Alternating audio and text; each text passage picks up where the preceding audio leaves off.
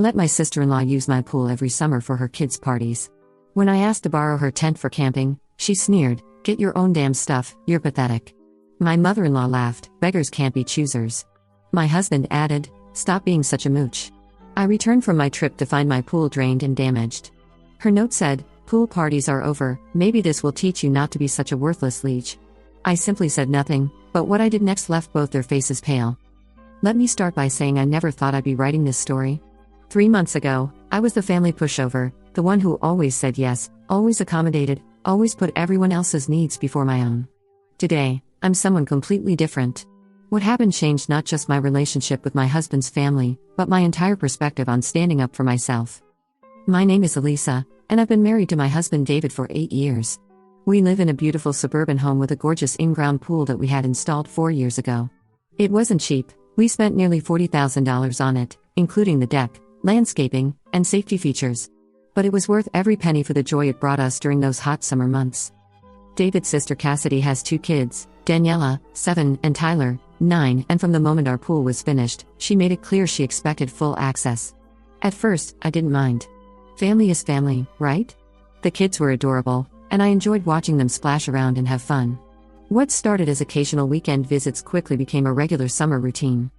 Every Saturday and Sunday from Memorial Day to Labor Day, Cassidy would show up with her kids, sometimes bringing friends, coolers full of food, and plenty of attitude. She never asked permission, just assumed it was her right. She'd text me Friday nights with messages like "Pool party tomorrow at 1. Daniela's bringing 3 friends." As if my backyard was her personal country club. I tried to set boundaries gently. I'd mentioned that some weekends weren't convenient, or that David and I had plans to use the pool ourselves. Cassidy would respond with wounded looks and comments about how I was being selfish with just a pool when her kids barely got to have any fun living in their small apartment downtown. My mother-in-law Patricia always backed Cassidy up. "Elisa, you're so fortunate to have that beautiful pool," she'd say during family dinners. "The least you can do is share it with the grandchildren. It's not like you and David use it that much anyway." This wasn't true. David and I loved our quiet evening swims and weekend pool time, but correcting Patricia was like arguing with a brick wall. The situation escalated over the years. Cassidy started treating our backyard like her personal event space. She'd arrive early to set up, rearranging our outdoor furniture, using our gas grill without asking, and leaving messes that took me hours to clean up. She'd blast music, let the kids run through our house with wet feet, and help herself to drinks from our refrigerator. "It's family," David would say whenever I brought up my concerns. "She's my sister, Elisa.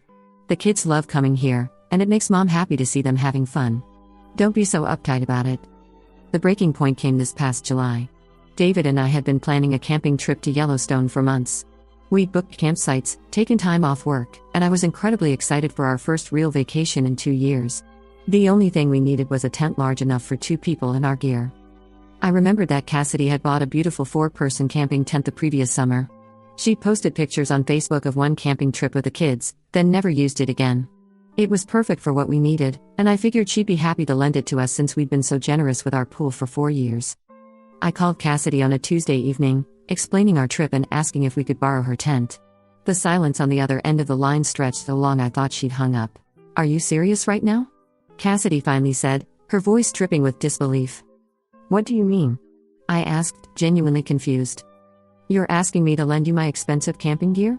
Elisa, that tent cost me $400. Do you have any idea how much responsibility that is?" I was stunned. "Cassidy, it would just be for 5 days. We take perfect care of it, and get your own damn stuff, Elisa. You're pathetic, honestly. You have this huge house, that fancy pool, and you can't even afford to buy your own camping equipment? I'm not running a rental service here." Her words hit me like a slap. "Cassidy, I just thought since we've always shared our pool with you and the kids, that's completely different," she snapped. "A pool just sits there. It's not like you're giving me anything valuable. My tent is expensive equipment that could get damaged or stolen. I can't believe you'd even ask." I tried to explain that we'd gladly buy her a replacement if anything happened, that we understood the value of the tent, but she'd already made up her mind. "The answer is no, Elisa. Maybe this will teach you to plan better and buy your own stuff instead of expecting everyone else to provide for you." I hung up feeling hurt and confused, but figured that was the end of it. David was working late, so I waited until he got home to tell him what happened. His reaction was worse than Cassidy's. "You asked Cassidy to borrow her tent?" David said, setting down his briefcase with an irritated thud. Yes, for our camping trip. I thought since she only used it once, Elisa, that's embarrassing. You can't just ask family members to lend you expensive stuff. It puts them in an awkward position. I stared at my husband in disbelief. David, your sister has been using our $40,000 pool every weekend for 3 years. How is asking to borrow a tent different? The pool is different, he said, echoing Cassidy's words exactly. It's just there anyway. You're asking her to trust you with her personal property. Our pool is our personal property too. David sighed like I was being unreasonable. Stop being such a mooch, Elisa. If you want to go camping, we'll buy our own tent. I don't want my family thinking my wife can't afford her own equipment. The next day, Patricia called me. Word had obviously traveled fast through the family grapevine. Elisa, dear, she said in that condescending tone I've grown to hate, Cassidy told me about your little request yesterday. It wasn't a big deal, Patricia. I just thought, I think you've been taking advantage of my daughter's generosity for too long, she interrupted. Now you're asking her to provide camping equipment too? Really, dear, beggars can't be choosers. You should be grateful for everything this family has done for you instead of always asking for more. I wanted to scream. Instead, I mumbled something about understanding and hung up. That weekend, as if to prove their point, Cassidy showed up with her kids and 6 of their friends for an impromptu pool party. She didn't even text first, just appeared at our back gate with a mob of screaming children and enough pool toys to stock a store. Hope you don't mind, she said breezily as the kids cannonballed into our pool. Daniela's been telling everyone at school about your amazing pool, and they've been begging for a pool party. I minded very much, but what could I say? David was at his golf game, and I couldn't exactly kick out a bunch of 7-year-olds. I spent the day playing lifeguard to children I didn't know while Cassidy lounged in our best poolside chair, scrolling through her phone. The party lasted until after 8 p.m. The kids tracked mud through our house, left wet towels everywhere, and somehow managed to break one of our outdoor lights with a badly thrown pool noodle. Cassidy gathered her things as the sun set, calling out a casual thanks, without offering to help clean up the disaster zone that had once been our backyard. I spent 2 hours that night cleaning up after her party, fishing pool toys out of our flower beds and scrubbing muddy footprints off our kitchen floor. When David got home, he barely glanced at the mess. Looks like the kids had fun, he said cheerfully. Cassidy texted me some cute pictures of them in the pool. I didn't bother responding. We ended up buying our own tent, a decent 4-person model that cost us $400 we hadn't budgeted for. Our Yellowstone trip was amazing, exactly the reset I needed after weeks of family drama. For 5 days, David and I hiked, explored, and remembered why we fell in love with each other. We talked about everything except his family, and I felt like myself again. I was actually in a great mood when we pulled into our driveway Thursday evening, tired but happy from our adventure. That mood lasted exactly 30 seconds. Our pool was empty. Not just low on water, completely drained. The beautiful blue bottom was exposed, and I could see immediately that something was wrong. The pool liner had several tears in it, and the expensive automatic pool cleaner we bought last year was sitting broken beside the empty deep end. I ran to the backyard in disbelief, David close behind me. Our pool furniture was scattered around the yard, some pieces overturned. One of our poolside umbrellas was snapped in half. The beautiful planters we'd positioned around the deck were knocked over, soil spilled everywhere. What the hell happened here? David said, but I was already walking toward a folded piece of paper I'd spotted tucked under a rock on our patio table. The note was written in Cassidy's distinctive handwriting. Elisa, pool parties are over. Maybe this will teach you not to be such a worthless leech. You want to use people and never give anything back? Well, now you know how it feels to have something you care about taken away. Don't bother calling me. I'm done pretending to like you. Cassidy, P.S. The pool pump accidentally got unplugged while the kids were playing. Oops. I read the note 3 times before the full meaning sank in. Cassidy had deliberately drained and damaged our pool as revenge for asking to borrow her tent. David read over my shoulder, his face growing pale. She can't have done this, he said weakly. There has to be some explanation. But there wasn't. I called our pool maintenance company the next morning, and the technician confirmed what I already knew. Someone had unplugged the filtration system, opened the main drain, and let 41,000 gallons of water flow out over the course of several days. The liner damage was consistent with the weight of pool toys and furniture being thrown into the empty deep end. This wasn't an accident, the technician told me grimly. Someone did this on purpose. You're looking at about $15,000 in repairs, maybe more. David tried calling Cassidy, but she didn't answer. He left increasingly frantic voicemails that went unreturned. Patricia, when she finally took his call, claimed to know nothing about what happened. I'm sure it was just an accident, David, she said. You know how children can be. Cassidy would never deliberately damage your pool. But I knew better. This was calculated revenge, pure and simple. For 3 days, I said nothing. I didn't call Cassidy or Patricia. I didn't post angry Facebook rants or text mutual friends about what had happened. I didn't even discuss it much with David, who seemed shell-shocked by his sister's cruelty. Instead, I started making phone calls. The first call was to my friend Rachel, who works in property management. She'd been over for pool parties in previous summers and remembered Cassidy's entitled behavior. "Elisa, I've been waiting for you to finally stand up to that woman," Rachel said when I told her what happened. "What can I do to help?" The second call was to my cousin Mike, who owns a successful landscaping business. Mike had actually done the original installation around our pool and was horrified when I described the damage. "That's criminal destruction of property," he said bluntly. "You should press charges." But I had a better idea. "See, here's what Cassidy didn't know about me. I'm not just a pushover housewife. I have a master's degree in business administration and spent 5 years working in project management before David, and I decided I'd stay home to focus on some consulting work and eventual kids. I know how to plan, execute, and document everything meticulously. More importantly, I'd been documenting Cassidy's behavior for 2 years without even realizing it. Every demanding text message, every last-minute pool party announcement, every mess left behind, I had records of all of it. I'm someone who saves text messages and takes pictures of property damage, partly out of habit and partly because I'd always sensed this arrangement would eventually blow up. My plan was simple, legal, and absolutely devastating. First, I called our homeowner's insurance company. I filed a claim for the pool damage, providing the technician's report, photos of the destruction, and Cassidy's handwritten confession. Yes, confession. Her note explicitly admitting to unplugging the pool pump was evidence of intentional property damage. The insurance adjuster was fascinated by the case. "Ma'am, we see a lot of weird claims, but someone deliberately destroying a family member's pool as revenge? That's a new one. Our policy covered malicious damage by third parties, even family members." Cassidy was about to discover that her little revenge plot was going to cost her $28,000, the full cost of repairs plus our deductible and additional damages from the landscaping destruction. But I wasn't done. Remember all those weekend pool parties Cassidy had treated as her personal right? It turns out that when someone uses your property regularly for large gatherings, especially when they charge other parents for party planning services, yes, I discovered Cassidy had been charging Daniela's classmates' parents $50 each for pool party packages. That usage can be classified as commercial activity. Commercial activity on residential property without proper permits, insurance, or homeowner consent? That's a violation of city ordinances, HOA regulations, and potentially tax law. I spent a week gathering evidence. Screenshots of Cassidy's Facebook posts advertising pool parties with pricing. Venmo receipts from parents paying her for party services. Social media makes people remarkably careless about evidence. Photos of the large gatherings that exceeded our HOA's guidelines for residential events. Then I made more calls. The City Code Enforcement Office was very interested in unpermitted commercial activity in residential neighborhoods. Our HOA management company was equally concerned about violations of community standards. The state tax office wanted to know about Cassidy's unreported income from her party planning side business. I also called a lawyer. "You have an extremely strong case for property damage, trespassing, and potentially extortion," the attorney told me after reviewing my documentation. The note she left could be interpreted as intimidation tactics.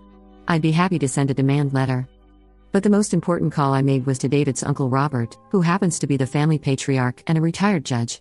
Robert had always been kind to me, and he was not happy when I explained what had happened. "Cassidy did what?" he said, his voice incredulous. "And Patricia is supporting this behavior?"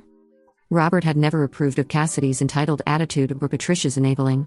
He'd been watching our family dynamics for years, and this incident was the final straw.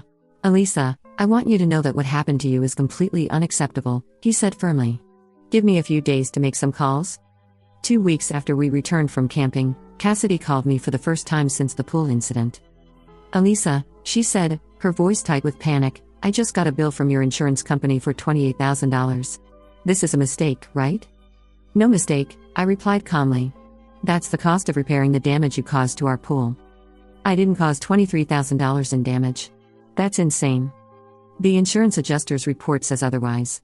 You admitted in writing to unplugging our pool equipment, Cassidy. The damage was extensive. But I didn't mean for all that to happen. I just wanted to teach you a lesson about using people." I almost laughed at the irony. "Well, you certainly taught me something." Cassidy's voice turned wheedling. Elisa, be reasonable. I can't afford to pay this. I have kids to support. Can't we work something out? You should have thought about that before you deliberately destroyed our property. The call ended with Cassidy screaming threats about family loyalty and how she'd make sure everyone knew what a vindictive person I really was. 3 days later, Patricia called. Elisa, this has gone far enough, she announced without preamble. Cassidy made a mistake, but demanding that kind of money is excessive. You need to drop this insurance claim and handle this within the family.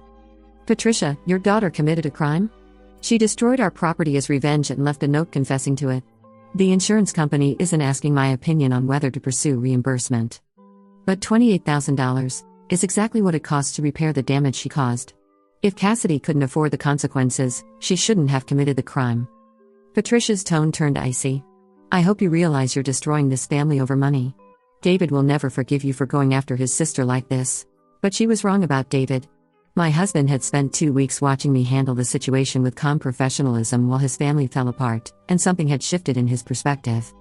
You know what I realized? David told me that night.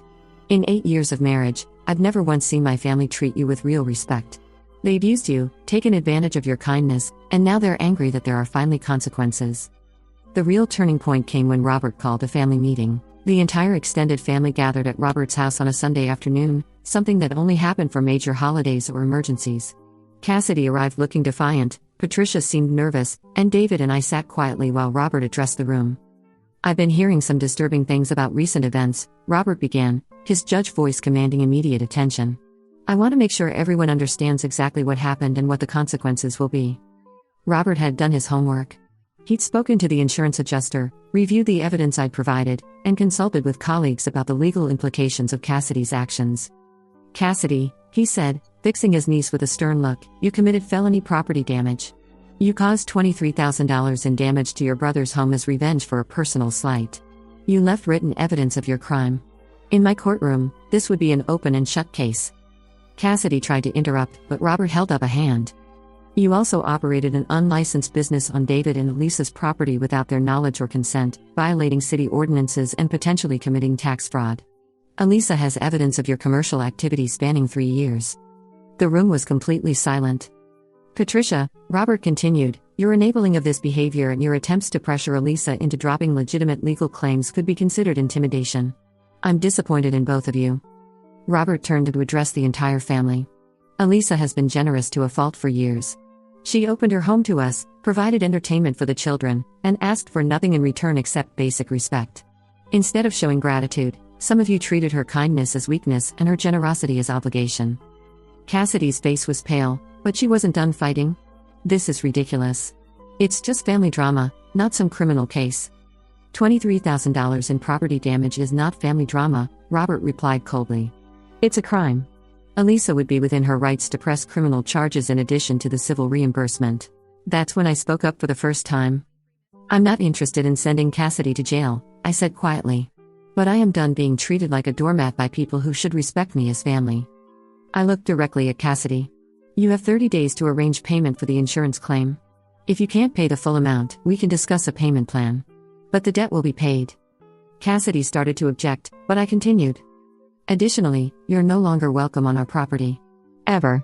The pool parties are over, just like you wanted. You can't ban me from family gatherings. Cassidy protested. I can, and I am banning you from our home, I replied.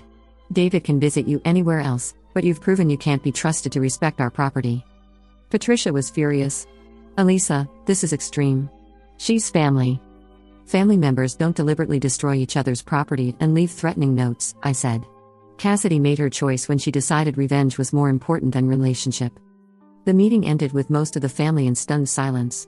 Robert made it clear that anyone who continued to harass me about the situation would find themselves unwelcome at future family gatherings that he hosted. Over the following weeks, the consequences of Cassidy's actions continued to unfold. The city fined her $1,200 for operating a business without proper permits. The HOA issued a cease and desist order and threatened to fine us if commercial activities continued on our property, something I gladly forwarded to Cassidy.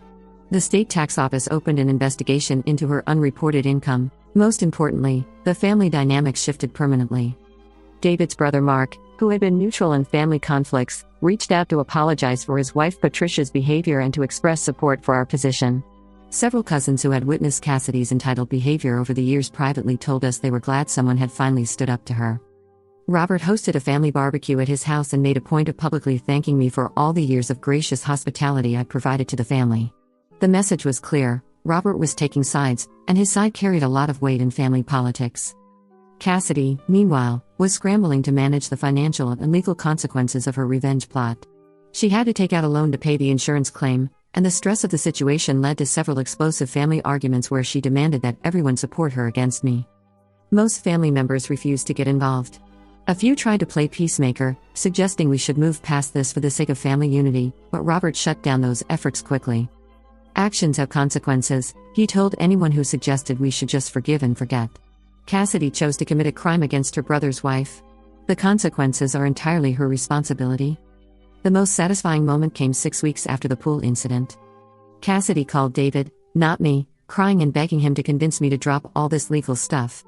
I've lost friends over this, she sobbed into the phone. People are saying I'm crazy. I might lose my apartment because of the loan payments. This is ruining my life. David, who had been listening to his sister's manipulation tactics for 30 years, was unmoved. Cassidy, you drained and damaged our pool because Elisa asked to borrow a tent. You wrote a note calling her worthless and promising that pool parties were over. You got exactly what you wanted. But I was angry. I didn't think it would cost this much. That's not Elisa's problem, David replied. You made your choice. Now you get to live with it. The conversation ended with Cassidy hanging up on her brother, but not before she delivered one final threat: fine. But don't expect me to ever speak to either of you again. Promise? David asked, but she'd already disconnected. 3 months later, our pool is fully repaired and more beautiful than ever. The new liner is gorgeous, and we upgraded several features with the insurance payout. David and I spend most evenings swimming together, enjoying the peace and quiet of our own backyard. We've hosted exactly one pool party since the repairs, a small gathering for Robert's birthday, where family members who had always treated me with respect got to enjoy our hospitality one more time. Cassidy wasn't invited. The financial consequences of her revenge plot are ongoing. The loan she took out to pay our insurance claim will take her 3 years to repay. The city fines and legal costs added several thousand more to her debt. The stress led to problems at her part-time job, and she's had to move to a smaller apartment. But the social consequences have been even more significant. Word of the pool incident spread through the extended family and Cassidy's social circle. People who had attended her backyard pool parties learned that she'd been charging them to use someone else's property without permission, then destroyed that property in a fit of rage. Her reputation in the community is ruined. Parents who had hired her for party planning services have asked for refunds. Her children's friends' parents are wary of playdates. Even Patricia has become more subdued in family settings, embarrassed by her daughter's behavior and the public drama that followed. Meanwhile, I've gained a reputation as someone who won't be pushed around. Family members who had previously treated me as a convenient pushover now approach me with genuine respect. I get sincere thank you notes when I host family dinners. People ask permission before assuming they can use our facilities. Most importantly, David finally sees his family dynamics clearly. He's set boundaries with his mother and sister that should have been established years ago. He supports my decisions without question and has apologized repeatedly for not standing up for me sooner. I always thought keeping the peace was more important than anything else, he told me recently. I didn't realize that keeping the peace was just code for letting them walk all over you. The camping tent that started this whole drama? We still have it, and we've used it on 3 more camping trips. It's become a symbol of our independence from family expectations, a reminder that we don't need anyone's permission to live our lives on our own terms. But the story doesn't end there. About 4 months after the pool incident, I received an unexpected phone call from Daniela, Cassidy's 7-year-old daughter. Aunt Elisa? Her small voice said through the phone. Mommy said I'm not allowed to call you, but I miss swimming in your pool. Why can't we come over anymore? My heart broke. These children had become collateral damage in their mother's war against me, and they didn't understand why their favorite summer activity had suddenly disappeared. Daniela, sweetheart, I said carefully, your mom and I had a disagreement, and she decided you couldn't come to our house anymore. But I promised we'd be good. Tyler and I wouldn't make any messes. I had to explain to a 7-year-old that sometimes adults make choices that hurt everyone around them, and that this situation wasn't her fault. After I hung up, I cried for an hour. The next day, I did something that surprised even myself. I called Patricia. I want to take Daniela and Tyler to the community pool this weekend, I told her. Cassidy doesn't have to be involved, but those kids shouldn't suffer because of their mother's choices. Patricia was quiet for a long moment. Cassidy won't like that. Cassidy forfeited her right to control this situation when she destroyed our property. But I'm not going to punish innocent children for their mother's behavior. That Saturday, I picked up Daniela and Tyler and took them to the public pool complex across town. We spent 4 hours swimming, playing pool games, and eating ice cream. The kids were ecstatic to have their pool day back, even if it wasn't in our backyard. When I dropped them off, Cassidy was waiting on the porch, her face stormy with rage. "How dare you go behind my back?" she screamed as the kids ran inside. "You have no right to take my children anywhere." "Actually, Patricia gave me permission," I replied calmly. "And unlike some people, I don't punish children for their parents' mistakes. This is kidnapping. I could call the police." "Go ahead. Call them and explain how taking your children swimming with their grandmother's permission constitutes kidnapping. I'm sure they'll be fascinated by your logic." Cassidy slammed the door, but not before I heard Daniela's voice from inside. "Mommy, Aunt Elisa took us to the big pool. It was so fun." I continued taking the kids swimming every other weekend. Cassidy couldn't stop me without causing a scene that would make her look even worse to the family. Patricia, who had initially tried to stay neutral, began openly supporting these outings. "Those children deserve to have fun," she told Cassidy during one particularly heated family argument. "Elisa is being kinder to them than you are." The swimming trips became a symbol of how completely the family dynamics had shifted. I was no longer the pushover who could be bullied into silence. Instead, I was the adult who put children's well-being above petty grudges. Even more satisfying was watching Cassidy's attempts to rebuild her social standing fail spectacularly. She tried hosting pool parties at the community pool, advertising them on social media as exclusive summer events. But public pools don't allow commercial activities, and she was asked to leave after other parents complained about her trying to charge admission fees. She attempted to start a party planning business using other venues, but word of the pool incident had spread through her social network. Parents who had trusted her with their children's celebrations were no longer interested in her services. The final blow to Cassidy's reputation came when she tried to throw Daniela's 8th birthday party at a local recreation center. She'd booked the facility and sent invitations, but apparently hadn't learned her lesson about financial planning. When several parents arrived with their children, they found Cassidy arguing with the facility manager about a bounced payment. The party was canceled in front of 24 children and their parents. Daniela cried, Tyler was embarrassed, and the story spread through the school community within hours. That's when Patricia finally called Cassidy and delivered an ultimatum I never expected to hear. "You need to apologize to Elisa and make things right with this family," Patricia told her daughter. "Your pride has cost you your reputation, your financial stability, and now it's hurting your children. Enough is enough." But Cassidy's response was predictable. "I'll never apologize to that woman. She destroyed my life." "You destroyed your own life the day you decided revenge was more important than family." The conversation marked the final fracture in Cassidy's relationship with her own mother. Patricia began openly supporting David and me in family situations, often making pointed comments about the importance of treating family members with respect. Sometimes I wonder if I should feel guilty about how thoroughly Cassidy's revenge plot backfired on her. Then I remember the note she left, calling me a worthless leech and promising to teach me a lesson about using people. She was right about teaching me a lesson, just not the one she intended. She taught me that being kind doesn't mean being weak.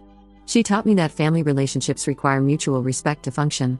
Most importantly, she taught me that sometimes the best way to handle a bully is to let them face the natural consequences of their own actions. I didn't destroy Cassidy's life, she did that herself when she chose revenge over relationship. I simply refused to protect her from the results of her choices. The pool parties are indeed over, just like Cassidy wanted. But instead of teaching me a lesson about being a leech, she learned a much more expensive lesson about the cost of burning bridges. Our backyard is peaceful now. Our pool sparkles in the summer sun. And every evening when David and I swim together in the quiet water, I'm reminded that sometimes the best revenge is simply refusing to be a victim. Cassidy wanted to teach me not to be such a worthless leech. Instead, I learned that I'm worth standing up for, and that lesson was priceless.